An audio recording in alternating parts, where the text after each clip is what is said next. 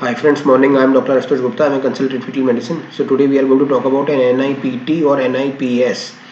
NIPT or NIPS is a very good test with a huge sensitivity, but this test can be both false positive and false negative. False positive आने के भी काफ़ी reasons हो सकते हैं.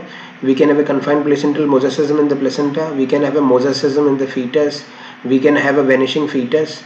Right, so there could be a lot of reasons by which it can even turn out to be false positive.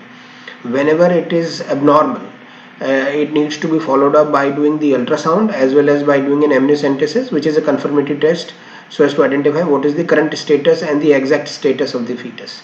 Okay, so this is one case in which we did the NIPT, and NIPT turned out to be high risk for Down syndrome, right? But on an ultrasound we identified that the baby is having a very good nasal bone. We could not identify any soft markers as far as for the Down syndrome baby is concerned. मैंने बहुत बार ये बताया है कि ultrasound पे that 1/3 of the Down syndrome babies they can be absolutely normal, right? These are just the soft markers.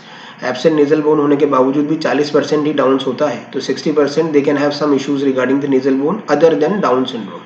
We did the amnio for this patient, and which turned out to be normal.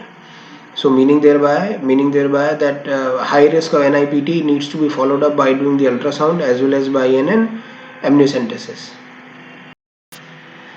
NIPT test चाहे normal है चाहे abnormal है, एक supplementary ultrasound looking around for the Down syndrome is very very important.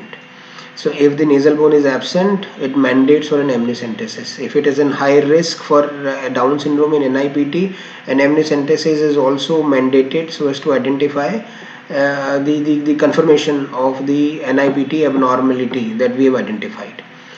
Many a times we've identified that this can go either way around. Normal NIPT can turn out to be normal on amnio, and then a normal NIPT can turn out to be an abnormal Down syndrome baby on amniocentesis. Right? Thank you for your patient listening.